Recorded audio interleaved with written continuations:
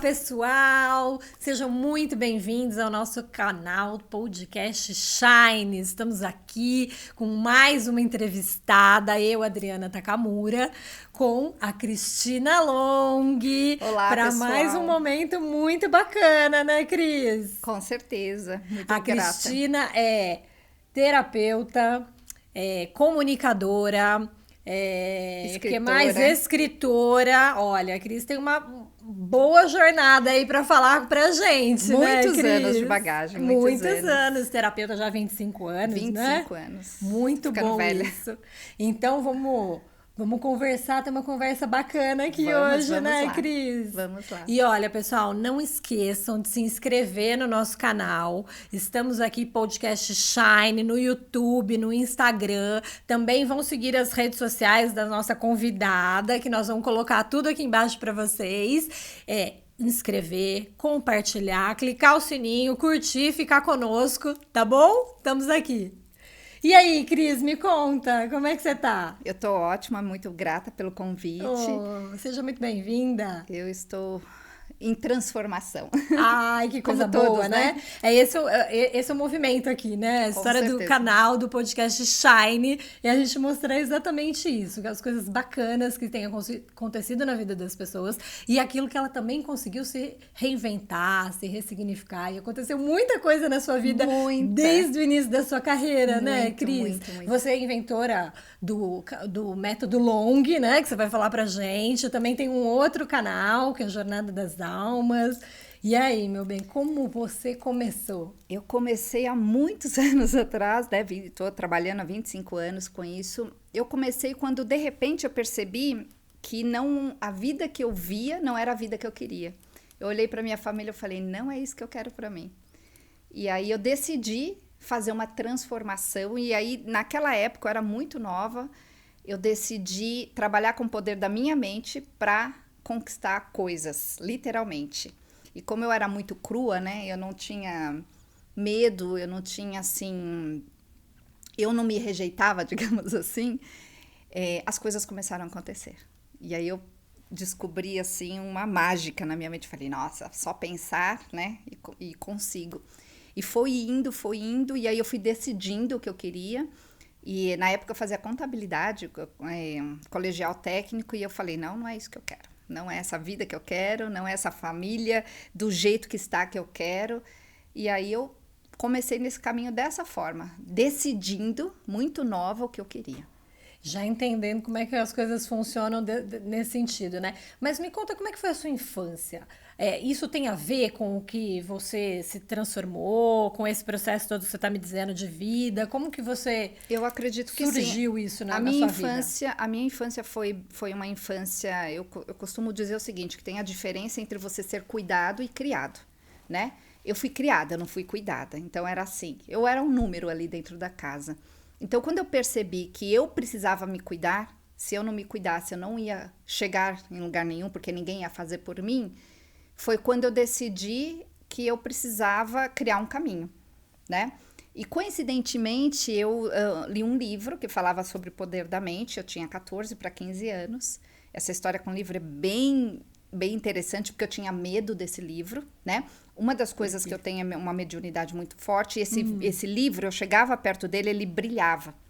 Então, eu tinha medo de chegar perto do livro. É meio estranho isso, né? Mas E o livro estava na sua casa por quê? ele era da minha tia. Ele era da minha tia. E um dia, a gente foi pra praia e eu decidi tocar no livro. E quando eu toquei, eu não senti medo. E eu peguei esse livro e li e falava lá que eu poderia conseguir qualquer coisa com o poder da minha mente. Eu nunca tinha ouvido esse termo. E aí foi quando eu decidi ler o livro, li o livro e comecei a criar tudo que eu queria. Eu comecei criando, umas 2 semanas depois eu consegui um emprego. Eu era muito nova. Quantos anos você tinha? Devia ter 15 anos, por aí. Esse emprego eu não poderia ter, né? Porque eu fazia um colegial técnico, eu precisava estar no 2º ano, eu estava no 1º. E eu decidi que eu ia ter esse emprego. E apareceu. Depois eu decidi que eu queria um marido. E também apareceu. Apareceu. Muito nova. E aí eu também. casei muito nova. Com 18 anos eu estava casada. Porque eu entendi, quando eu olhava para minha família, eu entendia que dali não ia sair nada. Eu precisava me desenvolver sozinha, então eu fui buscar. Então eu juntei o conhecimento que eu entendi que eu precisava ter, fui buscar, fui fazer psicologia depois, fui fazer um monte de cursos e especializações, e aí eu fui trabalhando com a minha mente para atrair aquilo que eu queria, né? E eu sou prova viva de que funciona, e até eu já parei um avião uma vez com o poder da mente. Não, conta essa Parei. história pra gente. Parei. Não, conta isso. E assim, só completando, então assim, ao longo de todos esses anos eu entendi que o que faz as pessoas não conseguirem são as travas emocionais. E aí eu fui trabalhar com as minhas próprias travas emocionais e hoje eu consigo fazer essas transformações nas vidas das pessoas, criando, né, essa solução, né, para resolver essas travas, esses traumas. Então, basicamente é isso. Agora, a história do avião... Muito legal, hein? A história do avião foi assim, eu estava nos Estados Unidos, vindo para o Brasil, teve uma época quando eu morava nos Estados Unidos que eu vinha todo mês ao Brasil, atendia por 2 dias e voltava. E numa dessas viagens, eu estava indo para o aeroporto em Nova York e a estrada parou, porque teve um acidente, alguma coisa assim. E eu tava chegando cada vez mais próxima do horário e vendo que não ia dar certo. Meu ex-marido na época até falou, desiste, volta, não vai dar tempo. Eu cheia de malas, com as crianças, 3 filhos. E aí eu comecei a pensar, né? Vai dar certo. E comecei a trabalhar a minha mente. Bom, eu cheguei no aeroporto na hora que já tava fechando o gate lá, o portão. Consegui chegar lá, deixar meu carro, pegar o carro lá do aeroporto, chegar no guichê, tava fechado o guichê. A moça olhou para mim e falou, fechou. E eu só olhei para ela, eu não lembro o que eu falei para ela, mas o que eu falei para ela, ela olhou para mim, ela falou, tá bom, vamos tentar. E ela falou, só que as suas malas não vão, é impossível. Vão chegar amanhã, vão chegar depois. Falei, tudo bem. Aí ela fez os tickets, né, pra gente, e aí nós passamos correndo pelo aeroporto, pela Polícia Federal, tudo, resumindo, cheguei na porta do avião, o avião tava indo embora, tava dando ré, e tinha só um cara, tava tudo vazio, só tinha um cara com aquele radinho, e eu olhei pra ele, também não me lembro, mas eu falei alguma coisa com ele, pra ele, que na hora ele falou assim, ó, não tem jeito, eu posso tentar, aí ele passou um rádio, eu não sei, esse rádio foi pro piloto, o piloto voltou com o avião. Ele voltou com o avião. Olha só. E aí nós entramos, a única coisa que ele falou pra mim, ele falou assim, não dá tempo de vocês procurarem assento, vocês vão sentar no primeiro que tiver, não dá tempo para deixar as bagagens de mão em cima, você só entra e senta com seus filhos. E aí a gente foi espalhado, né? E deu certo. Então esse só é uma das histórias malucas da minha vida. E ao que você atribui isso? Me conta. Eu acho que há uma fé dentro de mim de que vai funcionar, né? E isso eu sempre trabalhei comigo. Aconteceram tantas coisas ruins na minha vida, eu nunca desisti de achar que ia dar certo. Então, hoje mesmo, né? Hoje foi um exemplo, né? Verdade. No meio do caminho, você falou, talvez a gente não consiga marcar. Falei, não vai dar certo. E vim e tô aqui. E ó, você viu? Deu tudo certo, né? Deu tudo Diretora, conseguiu fazer tudo aqui, É. montar o estúdio, muito bom. Então, eu trabalhando com essa força dentro de mim, eu aprendi como ativar essa força e hoje eu ensino isso com as pessoas, né? Para as pessoas. Além de ensinar, eu trabalho essa parte emocional, porque, como eu disse, o que trava as pessoas é uma ideia de que elas não merecem. E quando a pessoa acredita que ela não merece, ela não chega em lugar nenhum. E como você teve esse start, assim, na sua vida? Como eu tive? É uma boa pergunta, né? Eu acho que eu comecei a perceber as coisas e como eu tenho uma voz dentro de mim, né? Uma intuição. Que é uma intuição muito forte, que são os mentores, né? Então eu acredito que eu sou guiada de alguma forma, porque já era para muitas coisas terem acontecido de ruim e não aconteceram, porque justamente de última hora alguma coisa mudou. Mas eu acho que é justamente esse pensamento, né? Esse pensar, o como eu observo, como eu olho para as coisas. Você começou a perceber isso muito cedo na sua vida? Eu comecei a perceber que eu tinha, digamos, essa possibilidade depois que eu li o livro. Aí depois de uns 3, 4 anos que eu li esse livro, que eu falei para você, eu comecei a perceber que eu tinha esse algo a mais, né? E aí eu fui estudar, fui me especializar nisso, para entender. E aí, recentemente não, né? Em 2019 eu voltei aos Estados Unidos, fui fazer uma especialização em epigenética. E lá, justamente, né, a epigenética é uma ciência que vem do ramo da biologia, que justamente explica como você pode mudar uma condição, por exemplo, uma doença ou uma questão emocional, justamente trabalhando esse sentir.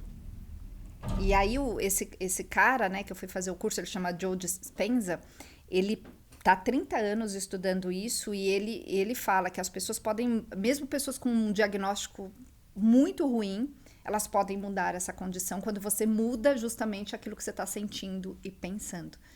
Então, isso foi, assim, uma chave, né? Que... Sim, a gente, né, lendo o seu trabalho, vê, né, que você trabalhou essa questão de epigenética, e aí eu falei, vamos conversar com ela, saber o que é epigenética, né? Pra ela explicar as pessoas pra gente, não conhecem, porque né? ninguém sabe exatamente o que é, né? Então, você estava me explicando, tem uma forma da gente falar isso, mas... Então, o X da questão é entender que qualquer condição pode ser mudada, desde que você mude o que você sente a respeito daquilo. Por isso que eu trabalho tanto com o emocional das pessoas, porque as travas, os traumas, né, que as pessoas têm muita relação com o que elas sentem. E se você não trabalha o que a pessoa sente, ela trava. Esse é o ponto. Sim. E isso você acha que tem relação com a nossa vida, desde o início da vida, ou... Principalmente na infância. Você acha que em algum momento isso intercala com aquela questão de constelações familiares? Não, é diferente. Eu sou consteladora também. Olha Eu fiz só. muitos cursos, mas eu não atuo como consteladora, mas entendo bastante, porque, como eu disse, essa parte também espiritual é muito forte em mim. A nossa infância tem total relação. Tudo que a gente vivencia na infância, todas as nossas referências de posso, não posso, certo, errado, de que é possível, de que não é possível, marcam a gente na nossa infância. Porque a criança, quando ela nasce, ela é como um papel em branco. Até os 7, 8 anos, a criança não tem um lado racional para ela pensar, faz sentido ou não faz sentido isso que eu estou ouvindo? Então, entra direto, sem filtro. Sim. Né? Então, muitas coisas que nós ouvimos na infância travam a gente. Eu trabalho muito isso com as pessoas. E você? Qual foi o momento mais importante na sua infância? Mais importante? Aconteceu alguma coisa que você fala, isso aqui me posicionou diferente na vida? Então, quando eu era criança, eu passava muito mal. Eu tinha um problema cardíaco, né? E isso também foi uma coisa bem interessante na minha vida, porque eu quase morri já várias vezes, umas 7, 8 vezes. Como assim? Eu falei que eu tenho muita história. Muita história. Então, assim, na minha infância, eu tive muitos desses perrengues, como eu falei pra você, eu não fui cuidada, eu fui criada, tava ali, ninguém tava ligando. Você tinha muitos irmãos? Morava comigo uma irmã, né? Eu tenho mais 3 irmãos, mas que nunca morei com eles. Então, na minha infância, eu tinha essa condição física e alguma coisa me fazia continuar, porque eu desmaiava e não acontecia nada, né? E aí depois, com 20 anos, eu fiz uma cirurgia cardíaca e resolvi. Então, assim, eu tive muito na infância essa falta desse olhar para mim. Então, hoje eu entendo as pessoas que não tiveram a condição de ser cuidadas, né? Que não tiveram alguém que olhou para elas. E quando a gente não tem alguém que nos ensina boas referências, né? Que mostra aquilo que nós devemos fazer, a gente não tem um caminho. Então, quando eu tinha por volta de 14, 15 anos que eu li o livro, eu entendi que eu não tinha esse caminho, que alguém tinha que me ensinar, mas que ninguém ia me ensinar, e eu tinha que buscar. E aí foi quando eu fui buscar e me tornei uma buscadora, leio tudo que vocês podem imaginar, não parei, espero não parar. E fui fazendo comigo toda essa transformação, porque é uma transformação. Sem dúvida, sem dúvida. Algo te marcou, assim, que você fala, isso aqui foi a reviravolta da minha vida? Muitas coisas me marcaram. Na infância, especificamente, uma imagem que me marcou e que eu fui entender muitos anos depois, que tem um pouco a ver com a mediunidade, quer dizer, tem bastante a ver com a mediunidade, né? Foi quando eu comecei a entender que eu via coisas. Só que eu não entendia o que eu via porque eu estava numa família muito fechada, religiosamente falando, e ninguém ligava. Então, eu tinha muitos medos. Eu, por exemplo, teve uma época que eu não ficava sozinha em nenhum ambiente, eu olhava para os quadros se mexiam, eu via coisas que eu não entendia. E aí, teve uma vez que eu vi uma imagem, olhando para mim, era uma mulher toda de branco, e ela aparecia de noite, olhava para mim, e quando eu tentava chamar alguém, ela desaparecia. E isso me marcou muito, né? Então eu entendi que tinha esse lado espiritual muito forte. Depois, quando eu fui fazer psicologia, depois eu fui para a parte de hipnose e mentalismo e tudo mais, eu buguei um pouco, porque eu cheguei numa fase na minha vida que eu comecei a ficar literalmente ateia, não acreditar em mais nada. Falei, não, isso aí não. Dá pra se explicar psicologicamente falando. E aí essa parte espiritual voltou e eu entendi que tem coisas que não tem explicação. Então eu tive esses momentos assim de ajuda do nada. Foram momentos bastante importantes, bastante especiais. E você buscou depois a sua carreira, né? Você começou já estudando psicologia. Comecei com psicologia. Por conta disso, você acha? Tentando buscar as explicações de tudo isso que você tinha na sua vida? A psicologia foi o seguinte, como eu entendi que eu não tive bases na minha família, porque eles não estudaram, eles não tiveram essa condição de me dar isso, eu entendi que eu precisava me formatar. E aí foi por isso que eu fui buscar psicologia, para ter um modelo, porque o modelo que eu tinha eu entendi que não servia. Então eu fui buscar para mim. Depois fui para filosofia, que eu gosto muito, e aí eu fui para essas pseudociências, né, cursos de tudo que você pode imaginar. Fui estudar muita coisa e fui me transformando. Eu fui me moldando, fui criando a vida que se foi bem nesse sentido. Com o poder da mente. Com o poder da... E estudando cada vez mais isso e se aprofundando. Eu atribuo, assim, um certo poder da mente com uma consciência muito específica do que eu sou, do que eu quero, do que eu tô buscando, né? Esse lado bem, assim, bem focado. Acho que foi uma junção de tudo. Como você acha que você usa essa questão da sua imagem mental? Então, quando a gente trabalha com imagem mental, a gente tem que sempre se projetar como nós gostamos, né? Gostaríamos, né, que fosse no futuro. Então, eu sempre trabalho com essa imagem mental. Só que nós temos um problema básico que é os nossos pensamentos, né? Os nossos pensamentos sabotam muito. Então, assim, fazer esse exercício de você sair do pensamento, das historinhas da mente, dos medos, isso aí é o maior desafio para mim até hoje. Inclusive, na pandemia, eu passei por, assim, coisas muito difíceis e esse foi o meu maior problema. Sair desses pensamentos de olhar para o difícil e começar a criar de novo aquilo que eu queria. E aí, quando você fala dessa questão das travas que cada um tem, que são as travas mentais, quais são as suas travas? Então, acho que a minha maior trava hoje tem relação com essa questão com eu não pensar aquilo que eu quero, né? Às vezes eu me perco nessas historinhas da mente, onde de repente você passou várias horas pensando em coisas que não levam a nada.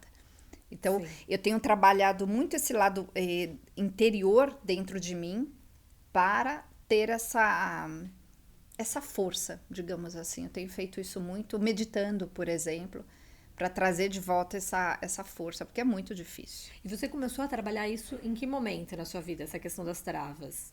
Na infância você identificou que você precisava crescer? Na adolescência eu percebi que não era aquilo que eu queria. Eu comecei a trabalhar essas travas por volta dos 15, 16 anos, foi quando eu comecei a entender que estava tudo errado, que eu tinha que mudar tudo, que eu precisava de referências. E aí eu comecei a buscar essas referências fora daquilo que eu tinha. Eu fui muito racional nesse ponto. Você acha que o que te limitava? Quais eram essas travas que aconteciam naquela época da infância para você? Na época, a minha maior trava tinha relação com rejeição. Eu me sentia rejeitada porque eu nasci numa família onde a minha mãe... Eu nasci numa família meio árabe, meio síria. E a minha avó, ela acreditava que meu pai tinha que casar com uma pessoa da mesma raça, vamos chamar assim, que ela falava tinha que ser um patrício. E a minha mãe era uma brasileira, super simples, super humilde. Então, quando ela chegou na vida do meu pai, ela não foi aceita. E nós, eu e a minha irmã, também não fomos aceitas. Então, na minha infância, quando eu fui morar com meu pai, por volta de 7 anos, tudo era separado. Então, nós tínhamos 2 geladeiras, a gente não podia mexer na geladeira delas. A comida que a minha avó fazia, minha tia fazia, não era nossa. A gente não podia mexer na máquina de lavar. Eu com 9 anos, eu lavava roupa na mão, eu lavava, minha irmã passava. E não podíamos mexer nas coisas delas, porque a gente não éramos igual elas. Né? Então, essa trava, que é uma profunda rejeição que eu tive, né? Então, eu e a minha irmã, foi algo que pegou muito, né? Depois, mais tarde, quando eu tentava fazer algumas coisas, eu tinha um certo receio, um certo medo de ser rejeitada. E eu fui trabalhar isso profundamente comigo mesma, para que depois com os meus filhos isso não se repetisse. Como você conseguiu vencer essas travas? Me conhecendo, entendendo que não era eu, né? Que eles tinham essa visão, não era contra mim. Eu sempre falo isso para as pessoas. Às vezes a pessoa ela não rejeita você, ela rejeita a situação, né? Então eu entendi profundamente que o que a minha avó rejeitava era a situação que na cabeça dela não era ideal. E eu estava no meio dessa situação. Você conseguiu vencer isso por você, né? E elas lá do outro lado, mudaram de alguma maneira ou não? Não. Isso continuou? Não, tanto que quando eu casei, a primeira coisa que fizeram, eu lembro que eu saí de lua de mel, quando eu voltei, tinham trocado todas as fechaduras da casa. Tipo, você não entra mais aqui, você não pertence. Coisas desse tipo. E você casou cedo? 18 anos. Com 18 anos eu estava casada. Eu decidi casar porque eu entendi que eu precisava sair daquele meio núcleo. E ir para um novo meio. E aí foi muito racional isso. E aí, com o poder da mente, eu consegui, em uma semana, o marido que eu queria do jeito que eu queria. Eu esqueci de algumas características, mas isso aí tudo bem.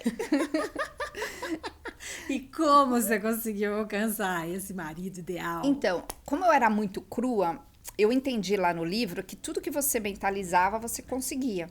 Então, eu mentalizei algumas coisas sem detalhes.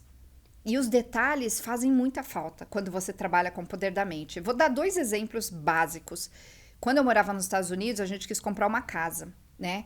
E eu queria uma casa com algumas coisas bem específicas. Uma das coisas que eu queria era um quintal bem grande e eu queria uma ponte, né? E eu mentalizei a ponte e eu consegui a casa exatamente do jeito que eu queria com a ponte. Só que eu esqueci de colocar um lago embaixo. Então eu tinha uma ponte no quintal. Sei lá. Em cima da grama. Literalmente, eu tenho essa foto, eu mostro para as pessoas. Falei, gente, eu esqueci dos detalhes. Coisas desse Olha tipo. isso. Depois eu entendi, porque na época eu não trabalhava com as imagens mentais, eu só ficava desejando uma coisa. E esse é um exemplo, né? E quando eu volto no meu casamento, eu falo que eu queria algumas características na época. Vocês vão até rir, né? Mas eu queria casar com um homem rico. Lembrando que a minha concepção de homem rico era alguém que tinha um celular na época. Tá certo. E eu queria um homem de olhos claros. Eu gosto de homens com olhos claros. E eu conheci ele uma semana depois. E olhei e falei, é ele. Veio pronto. Veio pronto. Então, você sabe que um dos exercícios que a gente faz no coaching afetivo é exatamente a gente detalhar, né? O que a gente quer realmente, o que a gente busca num parceiro. E Então, isso vem desse processo, né?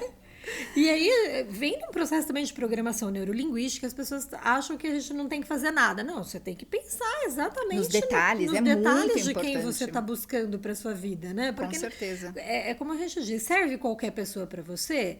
Não, a gente sempre tem aquela pessoa que tem a maior afinidade e objetivos de vida semelhantes. Com e certeza. foi assim que você conseguiu? Ele realmente tinha isso com Ele você? tinha aquilo que eu queria, mas depois olhando assim, eu entendi que eu poderia ter colocado características que fizeram falta depois ao longo do tempo, mais né? específicas, você pensar mais em cada aspecto, assim. Exatamente. Eu vou dar um outro exemplo. Eu sempre quis trabalhar na televisão, sempre quis ser apresentadora, né? Fui parar na rádio.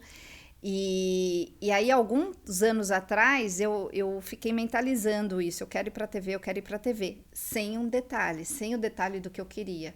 E aí, eu consegui ir para a TV, para um reality. E quando eu recebi o verdade, você convite foi do pro reality, eu falei, não era isso que eu queria exatamente. Mas estou Não na é. TV, né?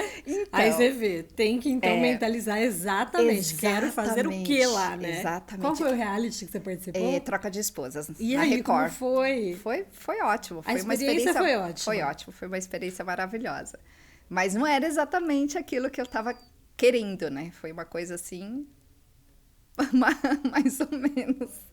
Mas foi ótimo. E qual que foi que você considera o momento mais difícil da sua vida? E como você supera esse momento? Olha, eu tô superando ainda. Ah, Foi é? a pandemia. Foi A a pandemia pandemia. foi uma grande rasteira na minha vida. O Nossa, que eu aconteceu? perdi tudo. Perdi tudo o que eu tinha e tudo o que eu fazia. Então, na época, antes da pandemia, só para vocês terem uma ideia, eu atendia 12, 13 pessoas por dia. Eu fazia viagens internacionais, viagens terapêuticas. Eu voltei a fazer agora uma viagem terapêutica para o Egito, para a Índia, né? Nossa, Levava vai contar pessoas. sobre isso. Então, assim, eu tinha uma vida muito dinâmica. Eu trabalhava intensamente, viajava bastante, morava numa casa com filhos, noras, marido, numa casa bacana, num apartamento, na verdade, né? Bacana. Eu tinha, assim, fazia 6 programas na rádio na época. Então, eu tinha uma vida, assim, absolutamente maravilhosa, né? Do jeito que eu imaginava e cada vez mais. E a pandemia veio e foi uma grande rasteira, porque eu tinha acabado de gravar o reality, aí no mês seguinte veio a pandemia, e aí a primeira coisa que eu ouvi, eu tenho um mentor espiritual que fala comigo, ele falou assim, fecha o consultório. E eu tinha um consultório em Moema, que eu tinha acabado de montar. Ele estava com tudo novinho. Então eu dei um monte de coisa, doei um monte de coisa, vendi algumas e fechei o consultório. Falei, tá bom, vai ser legal, né? Só que eu achei que a pandemia, ela ia durar 3, 4 meses, né? Então, até então, foi uma época gostosa de ficar com os filhos, com as noras, com o marido em casa. E aí, depois de 6 meses, começou a apertar, financeiramente falando, e eu entendi que eu não ia conseguir mais manter aquele estilo de vida. Eu morava num apartamento grande, com suítes e tudo mais para os filhos e para mim. E aí, eu decidi que eu tinha que sair dali. Aí eu fui para um outro apartamento, consegui pela metade do preço, assim, tirei todas as despesas que eu podia e consegui ficar só por mais 4 meses. E aí eu tomei a decisão mais difícil da minha vida, que foi pedir para os meus filhos irem morar com o pai deles. Porque eu entendi que eu não ia conseguir mais mantê-los, pagar as contas, né? Porque não é só o aluguel, é água, comida para um monte de gente. Sim. E foi a decisão mais difícil que eu tive na minha vida. E aí eles foram morar com o pai. O mais velho foi morar já com a namorada, né? Ele já tem 25 anos. Vai fazer 25 anos, aliás, esse mês. É tudo grande já. Tudo grande. E aí eu me vi sozinha, morando sozinha, num outro lugar, sem o consultório, sem as viagens, sem as terapias, sem tudo. Todas as minhas referências acabaram. Então, o ano passado foi o ano mais difícil da minha vida, em todos os sentidos. Foi um ano muito difícil. E como você fez para superar isso? Então, foi difícil, olha. Eu passei alguns meses triste, alguns meses quieta. E aí depois eu ainda tomei um outro golpe, porque eu tava namorando e essa pessoa me deixou, isso ninguém sabe. E aí eu fiquei muito mal por uns 8 meses, só que eu não contei pra ninguém. Eu decidi... Poucas pessoas, 2, 3 pessoas sabiam da minha história. E aí foi quando no final do ano passado agora, eu passei sozinha, literalmente, o Natal e o Ano Novo. E aí eu decidi que eu não queria mais aquilo pra mim. E eu olhei num dia no espelho e falei, a Cris tem que voltar, né? E aí eu comecei a trabalhar com o poder da minha mente de novo. Eu falei, não. E eu tinha saí da rádio finzinho do ano passado. Eu falei, não, eu vou voltar. E aí eu decidi voltar com as viagens para o Egito. Marquei já minha próxima viagem para o Egito, o ano que vem. São as viagens terapêuticas, decidi voltar para a rádio, decidi fazer mais com intensidade as lives, né? Porque eu passei a fazer live todo dia no Instagram, passei a atender todo mundo online Mas sabe quando você faz se arrastando, né? Eu tenho um amigo meu que fala, Cris, quem vê você sorrindo não tem ideia do que você passou e do que você viveu, né? E aí agora eu tô voltando, tô ressurgindo das cinzas. Muito bem. E o que você pode dizer que foi o seu grande aprendizado desse processo? Olha, eu acho que o maior aprendizado foi de que a gente não controla nada, né? Para mim isso foi um golpe, porque como eu sempre trabalhei com o poder da mente, o meu maior aprendizado nisso foi assim, entender que quando você está emocionalmente mal, você não consegue usar a sua mente. E eu entendi que eu perdi a minha força porque eu perdi o significado. O meu significado antes eu vivia para minha família e de repente você não tem mais família, porque os meus filhos, nem que eu volte agora a ganhar muito dinheiro como era antes, meus filhos não vão mais voltar. Então eu tive que entender que eu precisava de um novo significado. E aí eu arrumei esse novo significado justamente que é voltar a fazer tudo que eu fazia e voltar a ter uma família um dia, uma família mesmo que seja 2, né? Sim. E aí eu tô voltando. Trabalhando com tô isso. Trabalhando né? com isso. Mas você disse que nesse processo também você encampou um novo projeto lá de espiritualidade, não é? Como é que foi isso? Me conta. Durante a pandemia, né? O ano passado, numa vez que eu tava indo lá pra rádio, antes de entrar, eu sempre falei, eu tô há 9 anos na rádio, né?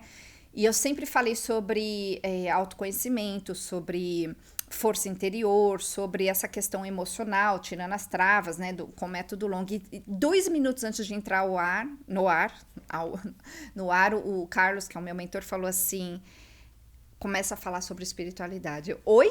Tipo, ele sempre me avisa de última hora. E aí eu comecei a falar sobre espiritualidade e comecei um canal do zero, que hoje tem, assim, muito acesso já. Inclusive tem o dobro do que do outro canal. Qual é o nome do canal? Jornadas da Alma. E lá eu falo sobre espiritualidade, falo sobre como as pessoas fazem esse contato com os mentores espirituais, com os anjos, né? Um dos meus livros que eu escrevi, o meu primeiro livro aqui no Brasil chama-se Anjos e Mentores. E aí eu comecei a falar sobre espiritualidade. Só que agora eu tô fazendo as duas coisas. Na rádio eu voltei a falar sobre essa questão emocional e tenho trabalhado mais no canal sobre espiritualidade, que dá para juntar, mas é um pouco... São caminhos diferentes, né? Mas não dá para você trabalhar a sua espiritualidade se você não estiver emocionalmente bem. Porque senão as pessoas ficam buscando uma mágica, né? Querem que alguém, espiritualmente falando, resolva para elas e não é assim. Sim, sim. É algo muito além disso. Sem dúvida. Por isso que a gente fala que terapia é muito importante, né? Todos Com esses certeza. processos em que a pessoa tem que olhar para ela, para dentro de si, como você teve que fazer, né? Se reinventar, né? Esse que é...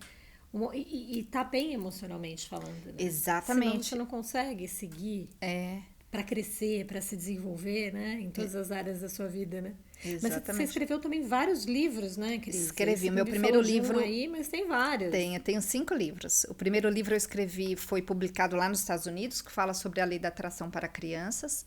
Aí, quando eu cheguei ao Brasil, eu escrevi Anjos e Mentores, que foi um livro totalmente inspirado, porque eu tenho esse lado, né, muito forte espiritualmente. As pessoas me procuram muito para ter essas consultas com os mentores.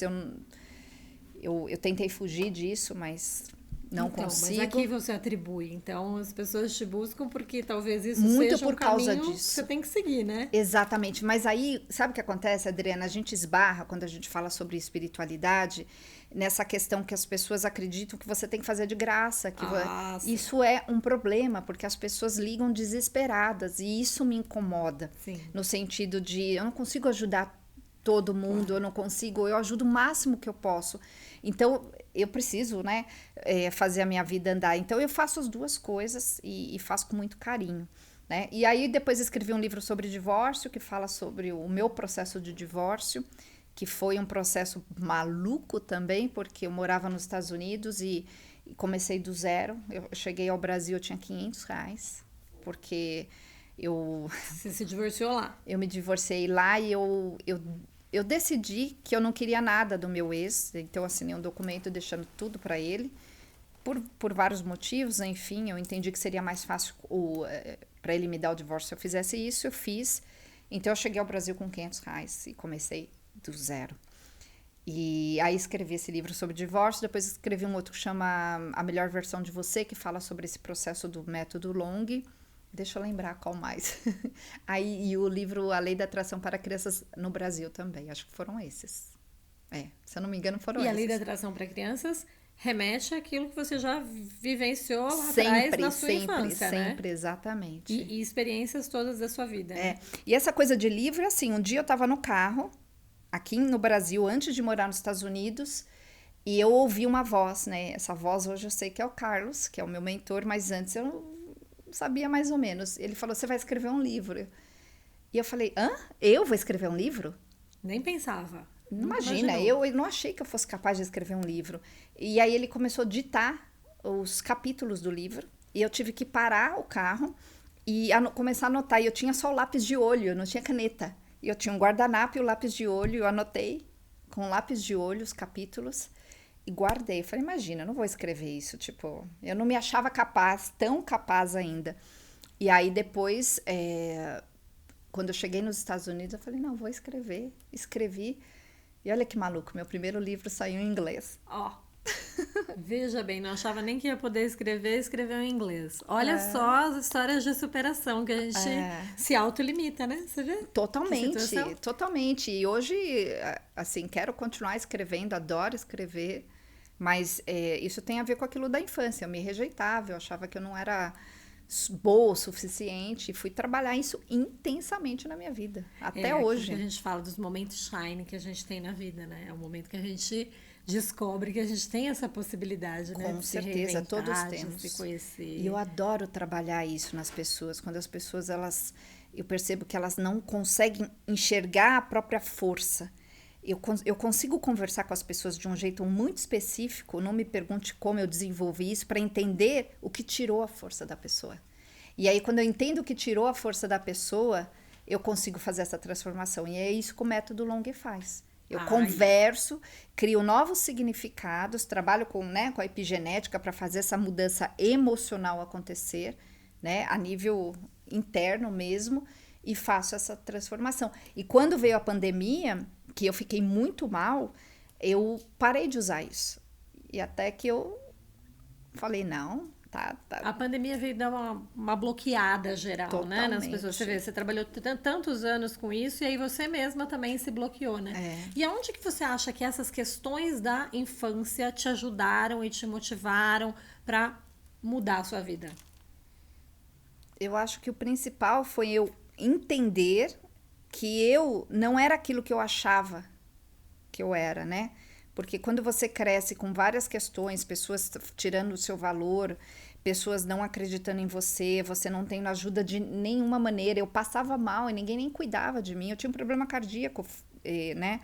O médico falou pra mim, você não morreu por milagre, várias vezes. Porque numa dessas que você desmaiar de novo, você não volta. Que foi aquela que você falou, que 7, 8 vezes você quase morreu, é isso? Não, isso foi depois. Veio depois, tem mais. Mas quando eu era criança, ninguém me levava no médico. Então eu descobri que eu tinha um problema cardíaco quando eu casei e ganhei um convênio médico. Aí você foi fazer Aí eu fui no médico, aí que eu descobri o que eu tinha. E aí ele falou, você tá viva de milagre, assim. Ele falou, você não vai durar mais que 4 anos se você não fizer a cirurgia. E aí eu fui teimosa, aí eu trabalhei com o poder da mente, porque aí eu tinha perdido, eu tinha tido um aborto retido, e eu não sosseguei enquanto eu engravidei de novo. E o médico olhou pra mim e falou assim, você não pode engravidar. E aí eu, muito assim, forte, eu falei, eu posso e vai dar tudo certo. Eu engravidei, não tive um enjoo, e meu filho nasceu super saudável, como eu imaginei, exatamente como eu imaginei. Aí depois que ele nasceu, 3 meses depois, ou 4, eu fiz a cirurgia. Falei, agora eu vou fazer. Agora vai se cuidar, né? Ainda bem, porque estamos tudo bem agora, né?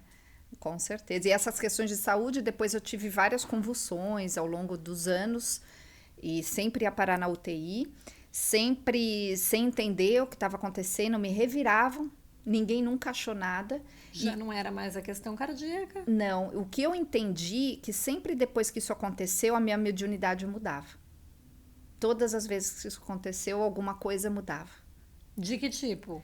Do tipo, eu acessar coisas que eu não conseguia antes, entender coisas que eu não entendia antes. Por exemplo, eu não gosto de chamar de poder, né? Mas, por exemplo, eu sempre acessei vidas passadas, né? Se eu começar a prestar atenção em você, eu entro na sua vida passada. Isso é uma coisa automática que acontece, sempre aconteceu.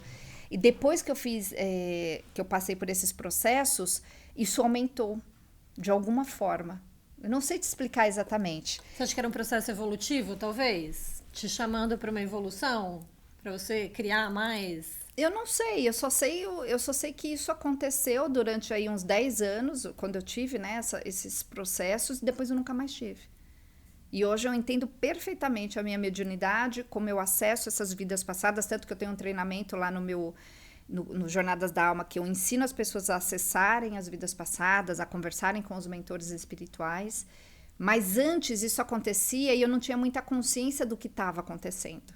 Agora tá tudo redondinho. E por isso veio o canal, então. O Jornada das Almas vem desse processo de evolução. Eu acredito que sim, eu não sei, eu acho que os Jornadas das Almas, os Jornadas da Alma veio com a pandemia. Quando eu, assim, eu tinha perdido tudo mesmo. O que aconteceu assim, eu tinha perdido tudo, não tinha nada acontecendo, nada estava acontecendo. As consultas não estavam acontecendo, o programa parou de acontecer, a minha vida parou de acontecer e, de repente, eu falei, o que eu tenho a perder?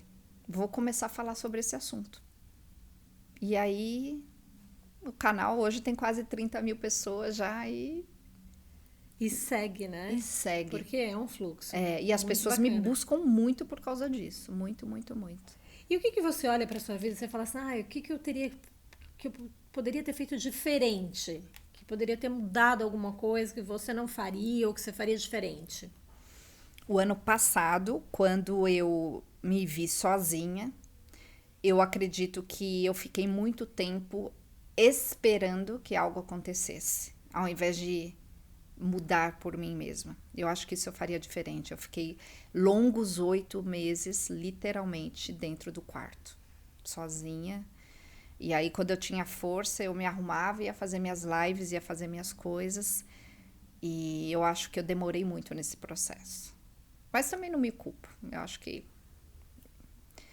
aconteceu como tinha que acontecer. Sem auto-julgamento, né? Exatamente. Porque a gente também é tão pressionada socialmente para isso, né? Então, mas quando eu olho, eu penso que eu poderia ter acelerado isso.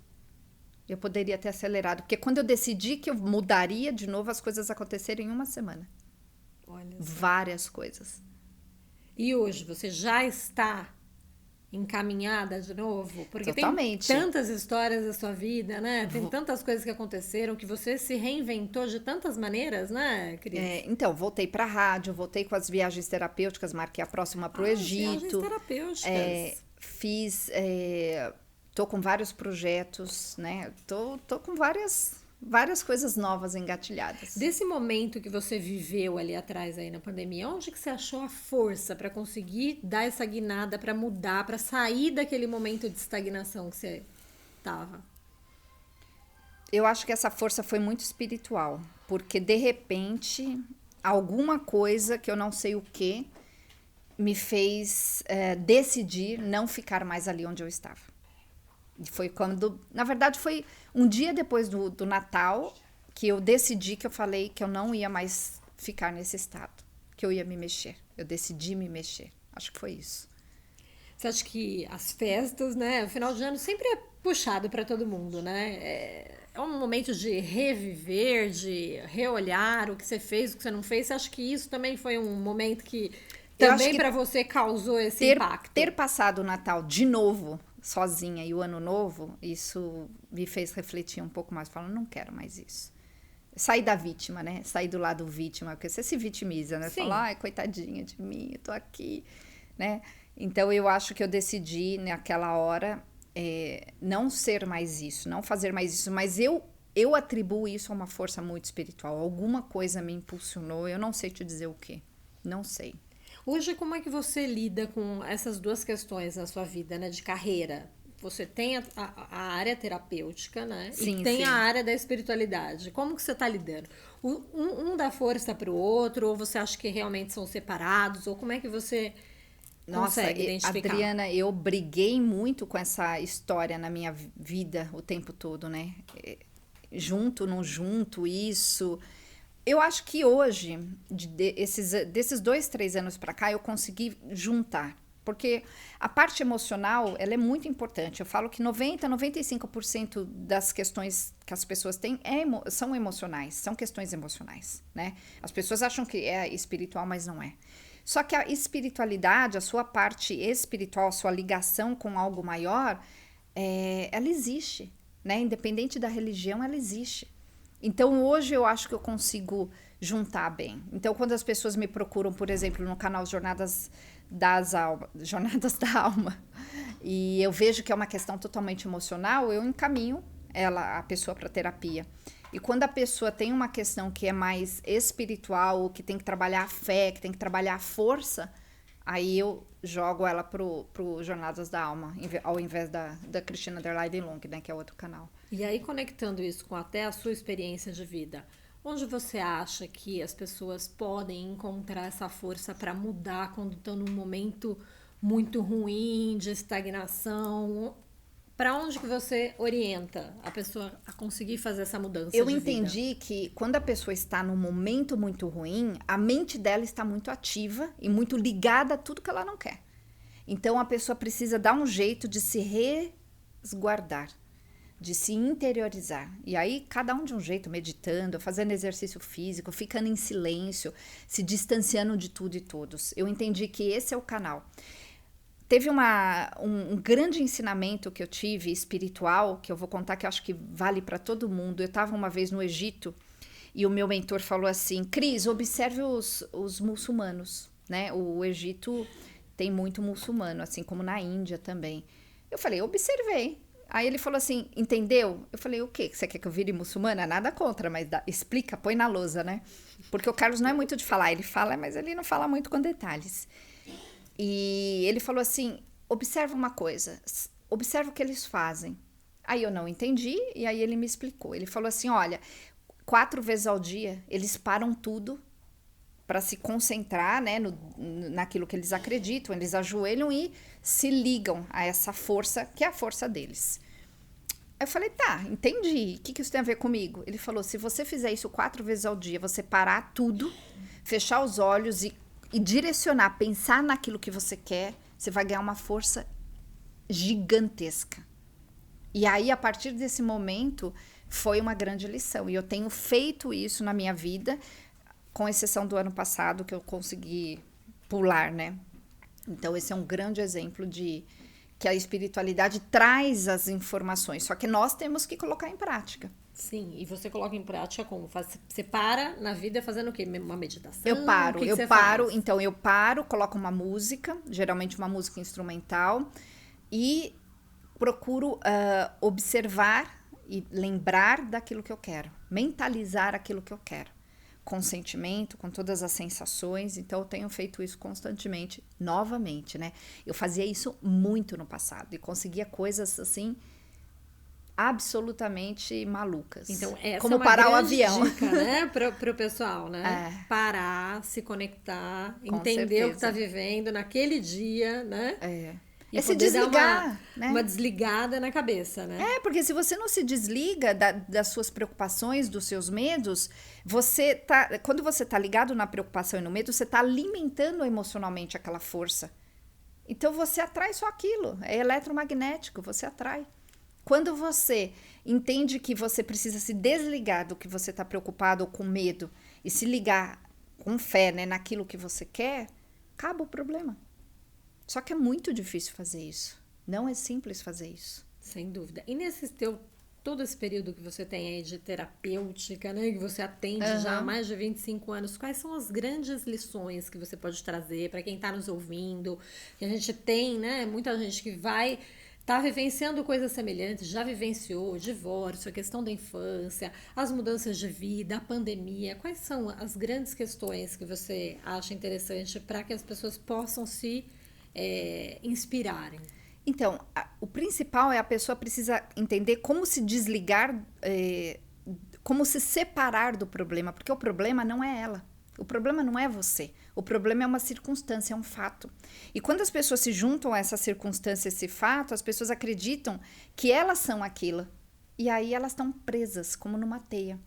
Então, quando a pessoa vem com um problema, e eu tenho assim, por um acaso, eu atraio pessoas com problemas gigantescos, né? Eu atendo também muitos empresários com problemas, é muito interessante. E a pessoa, quando ela tá naquela situação, ela não consegue se separar da situação.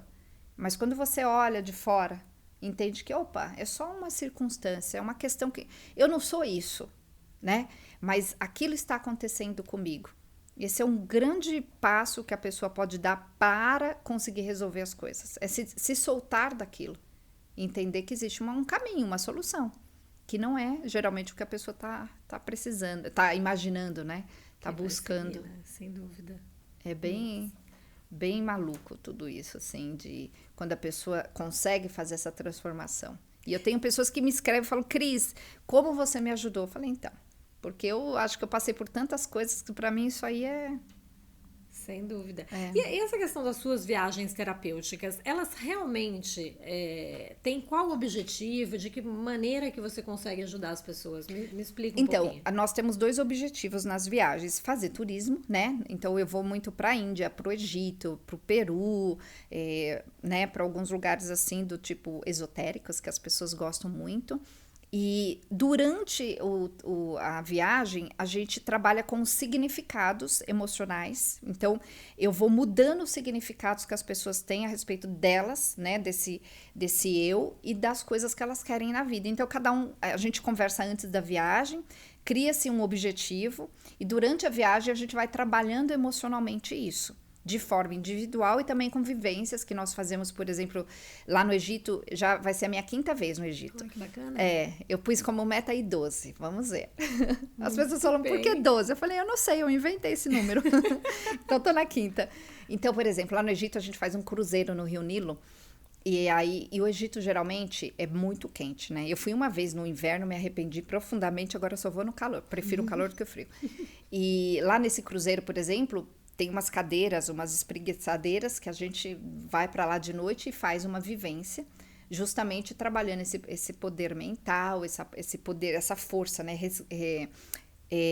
Resgatando essa força. E aí eu uso as técnicas que eu tenho do método Long, de epigenética, de trabalhar com essas emoções, com essas memórias que ficam presas. Porque as memórias que... Por exemplo, se a pessoa passou por um problema na vida, ela tem memórias emocionais que ficam ali, dentro das células dela. Então, essas memórias fazem com que a pessoa crie um comportamento de defesa. A pessoa passa a nunca mais ter aquela força que ela tinha, porque ela tem medo que aquilo aconteça de novo. E aí, o que acontece? A pessoa cria esse comportamento onde, por exemplo, ela era uma pessoa espontânea e, de repente, a pessoa passou a ser uma pessoa travada. Tem uma memória emocional ali. Então, eu descubro o que aconteceu, entendo em que período aquilo aconteceu e faço um exercício para soltar essa memória emocional. E na viagem a gente faz isso geralmente de noite, em alguns lugares a gente faz. Eu fazia mais anterior nos templos, só que aí deu uns problemas, porque a gente não pode fechar os olhos lá, né? Se você vai para um templo no Egito e fecha os olhos, eles acham que você tá assim, criando algum tipo de perigo para eles. Então, coisas desse tipo, coisas do Egito, né? Na Índia também, eles vão lá te cutucar, não pode. Tipo, não pode fechar o olho. Fiquem de olho aberto. Tem umas coisas, assim, bem interessantes. E, então, são vivências muito profundas, né? Quando você vai para uma Índia, por exemplo, e descobre que eles acreditam profundamente no karma, então, por exemplo, eles acreditam que se eles têm uma cárie, Deus deu, e eles têm que aceitar aquilo. Então, eles não cuidam dos dentes, por exemplo. Isso é chocante pra gente. Fala, como assim? Como assim? Então, você vê pessoas com feridas abertas. E não é porque a pessoa não tem como cuidar daquilo. Ela decide não cuidar daquilo porque ela entende que aquilo tem que expurgar. Tem que viver. Isso, então choca. Você fala, é uma vivência transformadora, assim, porque você entende também que são referências, pontos de vista diferentes. Sim. E acaba se tornando absolutamente terapêutico, como Com você certeza, faz, é. né? Então, Muito interessante. a gente vai essa conversando, viagem. é muito interessante legal. todo esse histórico, né, Cris? Nossa, uma delícia de conversa. Agora, me diz uma coisa, que mensagem que você pode falar pra gente aqui, para as pessoas que estão nos ouvindo, que você gostaria de deixar um ensinamento? Acho que a mensagem principal é descubram, né? Descubram o que fez você parar de acreditar em você. Né? Eu falo para as pessoas, descubra quem tirou o seu poder. Que situação, que pessoa, porque você tem muito poder. Você pode ir muito além, você pode conquistar assim uma vida totalmente diferente. Mas você tem que entender onde está a sua força, porque a força não está fora. Não está em alguém que vai te dar essa força, não está em alguém que vai te dar essa permissão. É você que tem que trabalhar com essa luz, acender a própria luz para você conseguir chegar onde você deseja. Então, essa mensagem que eu deixo para todo mundo funciona comigo, funcionou comigo, continua funcionando comigo e funciona com todo mundo. Ai, que lindo. Muito obrigada, Eu que agradeço. Cris. Nossa, adoramos recebê-la aqui. Eu que agradeço, Gratidão, Adriana. né? Olha, pessoal, continuem assistindo nosso podcast Shine, curtam, compartilhem, assistam essa entrevista maravilhosa do início ao fim, né? Porque a Cris tá imperdível aqui com a gente. E sigam também a Cristina nas suas redes sociais. A gente vai deixar tudo anotadinho aqui, tá bom? Não se esqueçam. Momentos Shine também estão vindo por aí, viu? Fiquem com a gente. Um beijo, até a próxima. Muito obrigada, gente. Até a próxima. Obrigada, Cris.